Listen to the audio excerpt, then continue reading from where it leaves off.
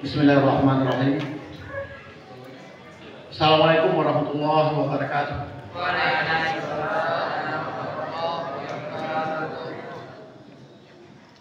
Alhamdulillah.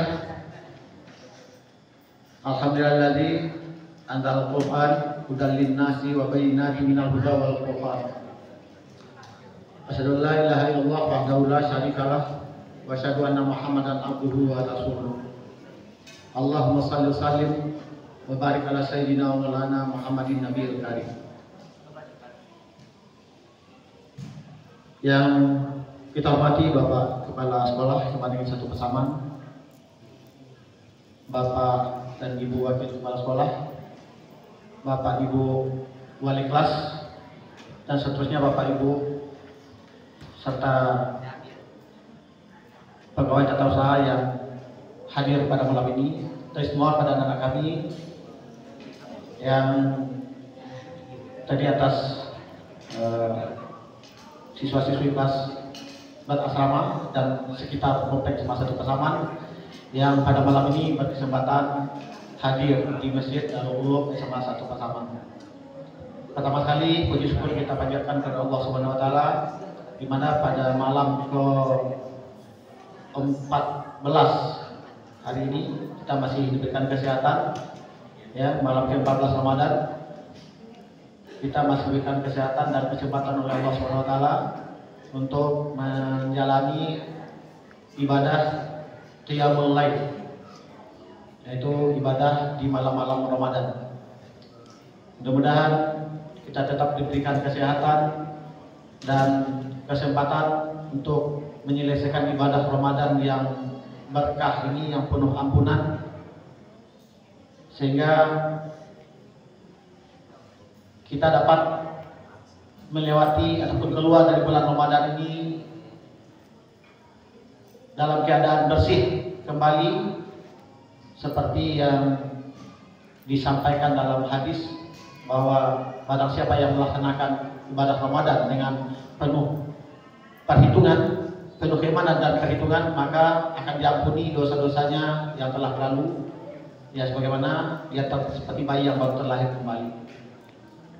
Kemudian salawat dan salam sama-sama kita kirimkan kepada Allah junjungan kita Nabi Muhammad sallallahu alaihi wasallam. Mengucapkan Allahumma shalli ala Muhammad wa ala ali Muhammad.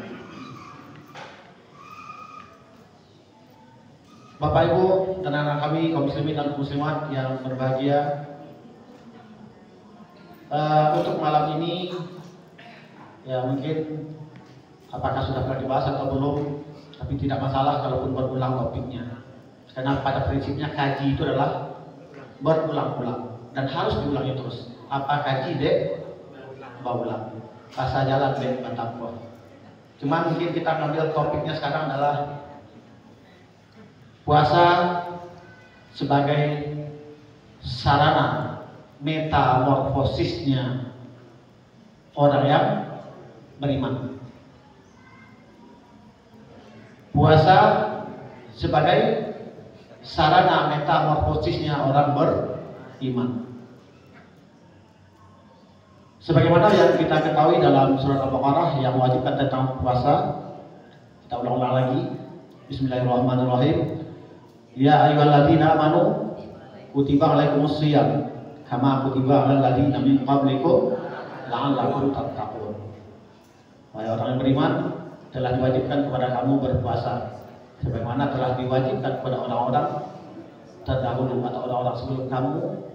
Mudah-mudahan kamu menjadi orang yang bertakwa. Nah, takwa ini tentu mudah mengucapkannya, ya, bahkan di dalam janji siswa pun setiap hari Senin selalu dibacakan itu, ya, bertakwa kepada Tuhan yang Maha Esa, begitu. Tapi tidak mudah dalam penerapannya, dalam pelaksanaannya.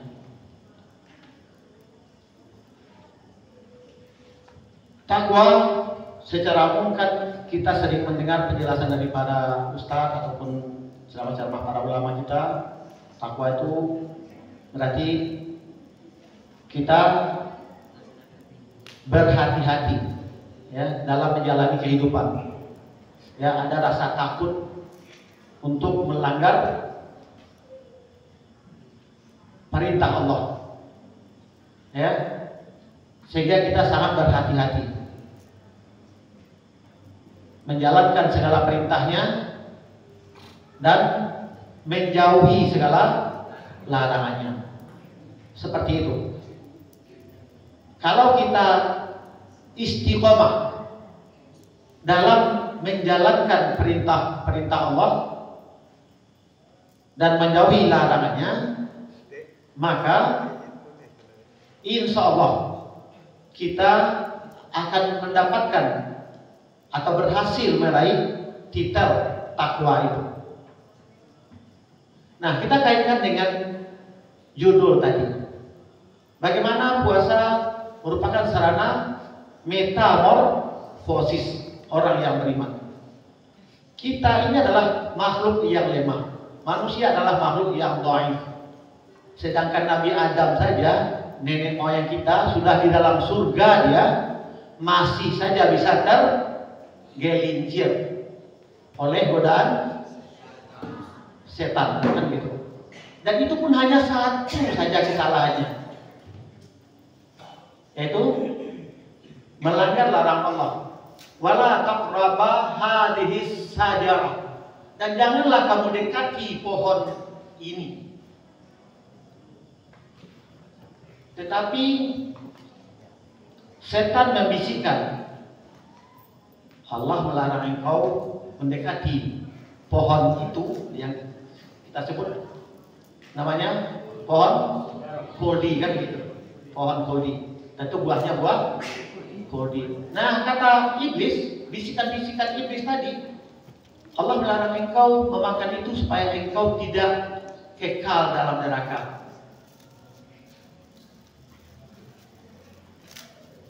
Artinya iblis membisikkan kepada Nabi Adam agar memakan buah itu dengan tipuan atau dengan iming-iming, maka kalau memakan buah itu akan kekal di neraka. Padahal sudah jelas ada larangan Allah di awal. Tapi begitulah, berulang-ulang bisikan itu, akhirnya Adam memetik buah khuldi itu. Hanya satu kesalahan saja sudah menunjukkan Adam dan Hawa keluar dari surga. Nah, kita cuman anak cucu beliau entah generasi ke berapa. Sangat lemah. Ya, sesungguhnya manusia itu bersifat lemah. Begitu susah kita untuk mengontrol perilaku kita sehari-hari agar tetap berada di dalam koridor. Ya, koridor-koridor yang telah dibentangkan oleh Nabi kita, Nabi Muhammad SAW. Petunjuk berdasarkan Al-Quran dan Sunnah yang beliau tinggalkan. Sudah berapa kali kita berpuasa seumur hidup kita?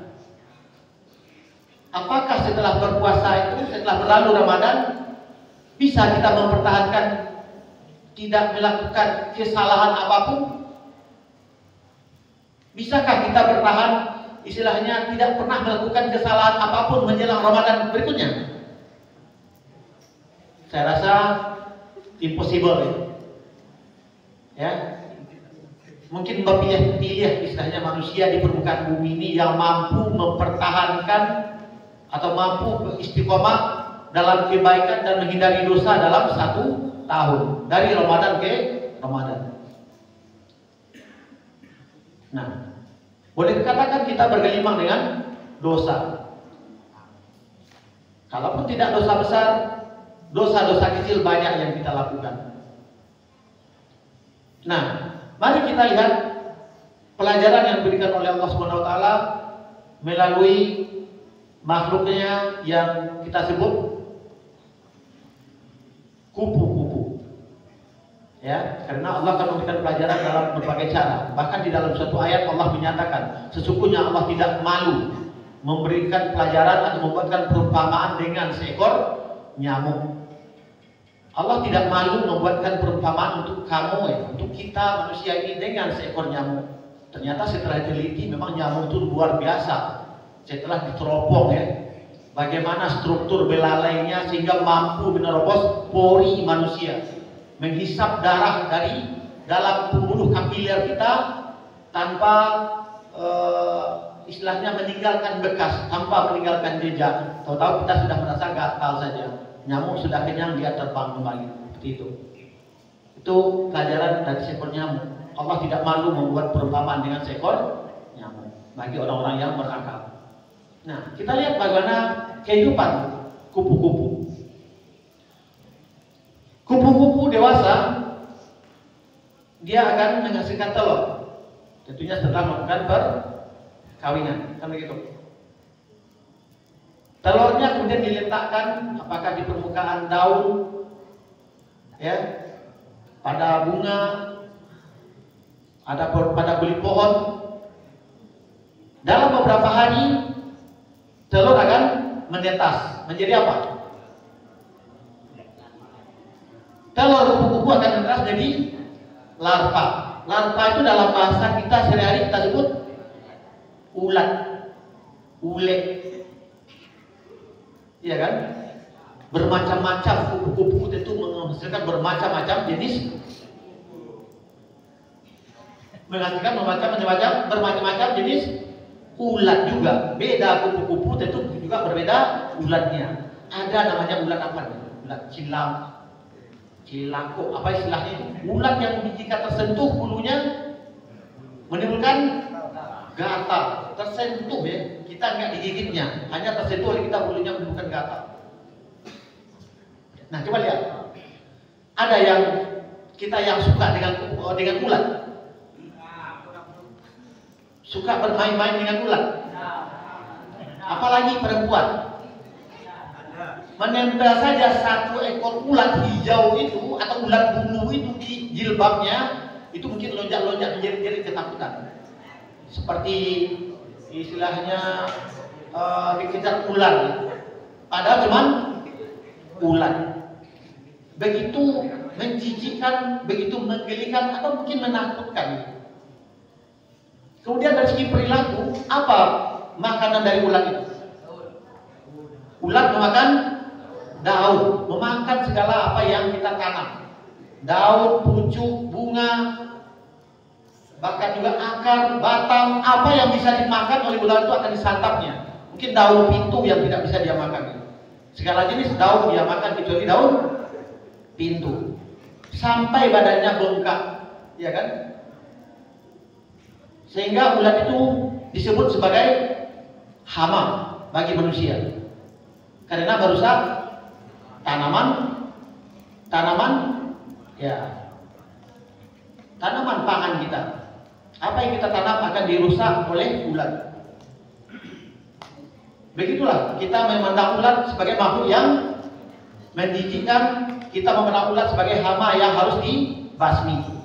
Tetapi begitu badannya sudah mencapai ukuran maksimal, ukuran tubuhnya sudah maksimal, ulat akan pergi atau larva tadi akan pergi ke sudut-sudut pohon, ya, atau mencari daun yang sudah agak tua, kemudian dia menggulung badannya, mengeluarkan benang-benang dari kelenjar air liurnya sendiri untuk menutupi seluruh permukaan tubuhnya. Maka terbentuklah apa namanya? Kepompong atau pupa. Ya, sarangnya itu disebut dengan istilah kepompong yang isinya itu perubahan dari lalat itu dari larva atau ulat menjadi ke pompong. Dia membalut atau menyelimuti tubuhnya dengan benang-benang yang dihasilkan oleh kelenjar air liurnya sendiri. Apa namanya? Kokon. Tidak tahu ya. Namanya kokon. Kalau ulat sutra atau Bombyx mori, kokonnya itu yang kemudian direntang kembali menjadi benang sutra. Bukan pupanya ya, bukan kepompongnya yang dijadikan benang, tetapi sarangnya itu. Ya seperti kan kokon. Nah, selama pupa tadi atau kepompong tadi, ya, membungkus dirinya, dia tidak lagi makan. Sudah cukup dia persediaan makanannya apa yang dia makan sampai tubuhnya gemuk tuh. Selanjutnya dia membungkus dirinya, maka dia menjalani puasa. Berapa lama coba? Berapa? Ya, berbeda-beda. Beda jenis kupu-kupu, berbeda pula masa kepompongnya. Ada yang 2 minggu, ada yang 1 bulan, bahkan ada yang berbulan-bulan. Kalian boleh cek nanti di Google. Itu begitu. Karena kupu-kupu kan banyak macamnya. Ya. Dari 2 minggu berpuasa penuh tanpa makan, tanpa minum, ada yang 1 bulan, ada yang lebih. Sanggup kita berpuasa seperti itu? Kita hanya berpuasa dari pagi saja, dari fajar sampai terbenam matahari kita berpuasa. Tetapi pupa atau kepompong mampu berpuasa 2 minggu lebih sampai berbulan-bulan. Selama dia berpuasa itu di dalam kokon tadi, pupa mengalami perubahan, mengalami metamorfosis. Arti metamorfosis, meta artinya perubahan, mor bentuk ya. Jadi metamorfosis adalah perubahan bentuk. Nah, ketika sampai waktunya, apakah yang 2 minggu atau yang 1 bulan atau lebih, maka pupa tadi akan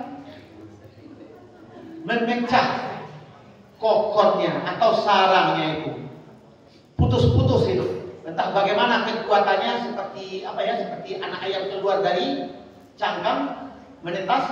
Demikian juga pupa atau kepompong memecahkan kokonnya, sarangnya itu, dan dia keluar. Padahal tubuhnya lemah ya. Jadi apa dia sekarang? Menjadi kupu-kupu. Begitu dia berangsur-angsur mengembangkan sayapnya, maka terlihatlah kupu-kupu dengan sayap yang indah, warna-warni. Apanya itu? Ya, siapa yang mendesain pola atau ragi, motif pada sayapnya? Siapa yang mendesain? Induknya? Apakah induknya yang mendesain? Tidak. Siapa? Ya Allah. Allah yang mendesain semua. Ya. Nah, sekarang dia sudah menjadi kupu-kupu. Masih takut dengan kupu-kupu? Yang perempuan takut dengan kupu-kupu? Kalau hinggap misalnya di kepalanya, di jilbabnya atau di topinya gimana? Senang ya tak? Wah, sekarang kan ada keberuntungan kalau kupu-kupu hinggap di jilbabnya. Iya kan? Kalau perlu selfie dulu. Wow, amazing kan gitu. Nah, setelah kupu-kupu muncul atau keluar dari kokonnya, coba apa makannya sekarang? Nektar. Ya, dia terbang dari bunga ke bunga. Masih menyantap daun? Tidak lagi. Apakah merugikan manusia? Tidak lagi. Kupu-kupu istiqomah, konsisten dalam ketakwaannya. Apa yang diperintahkan Allah, kupu-kupu tidak pernah melanggarnya. Ya, jadi kupu-kupu lebih bertakwa daripada kita, daripada manusia. Nah, sekarang kita tidak akan mungkin meniru kupu-kupu. Istiqomah seperti kupu-kupu tidak mungkin. Kadang dalam bulan puasa ini saja masih terkerjakan juga larangan. Apa misalnya? Riba, pengunjian, ya tak? Padahal dosa menghibah itu tidak tanggung-tanggung besarnya. Apakah kamu suka memakan bangkai saudaramu sendiri? Itu dia perumpamaan dalam Al-Quran. Kalau kita menggibah, kadang-kadang kita anggap enteng gitu. Gibah itu kenanya pekerjaan perempuan ya, laki-laki juga banyak. Kadang-kadang kan seakan-akan diidentikan, diasosiasikan gibah itu dengan kaum ibu-ibu, kaum perempuan. Kadang-kadang ya gibah laki-laki tidak kalah pula tajamnya, kan gitu, tidak kalah berbahayanya. Lebih seru. Oke. Nah, jadi mari kita mempelajari istilahnya mengambil iktibar dari metamorfosis pupu. Setelah dia menjadi bentuk imago, istilahnya ya, bentuk dewasa itu disebut dengan imago. Telur menetap jadi larva, yaitu ulat. Setelah itu berubah jadi kepompong atau pupa, terus bermetamorfosis jadi bentuk imago atau dewasa. Itulah dia kupu-kupu. Dan tidak pernah kupu-kupu kembali menjadi pemakan daun yang dibenci oleh manusia. Baik, kita lihat satu ayat untuk menguatkan ya, lanjutan dari takwa tadi. Ya.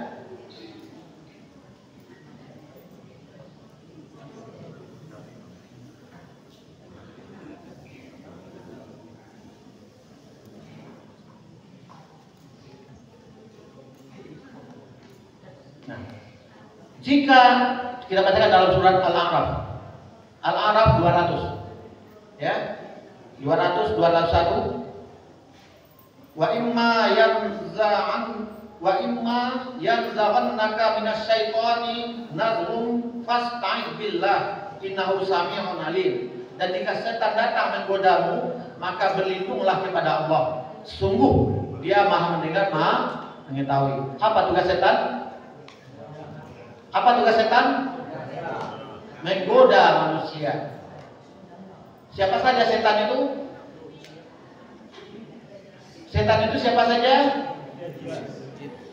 Jin dan manusia. Minal jinnati wan nas. Kalau ada teman kamu yang mengajak kepada perbuatan yang dilarang, perbuatan yang melanggar, berarti itu setan. Baca saja Alhamdulillah minasyaitonirrajim.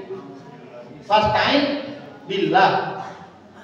Dan lanjut ayat 21. Innal ladzina taqaw idza massahum ta'ifun minasyaitani tadzakkaru fa idza hum mubsirun.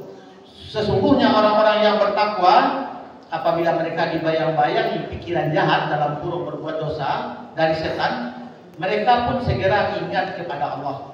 Maka ketika itu juga mereka melihat kesalahan-kesalahannya. Bisa dipahami?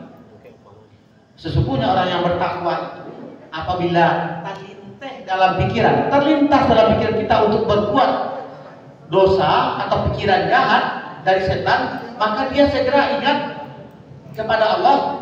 Maka ketika itu juga dia akan melihat kesalahan-kesalahannya. Begitulah orang yang bertakwa. Terlintas saja baru niat akan berbuat jahat, berbuat salah, berbuat dosa, dia ingat kepada Allah. Masih dilanjutkan? Tentu tidak. Kalau dilanjutkan juga, itu diancam kita dengan ayat sebelumnya.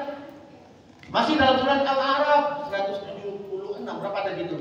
Walaqad dara'na li jahannama katsiran minal jinni wal insi lahum qulubun la yafqahuna biha wa lahum a'yunun la yubsiruna biha wa lahum adhanun la yasma'una biha ulaika kal an'am bal hum adall wa ulaika humul ghafilun. Tahu artinya kan? Tahu. Oke, walaupun sudah tahu, kita ulang juga lah. Sungguh akan dipenuhi neraka jahanam itu dengan jin dan manusia.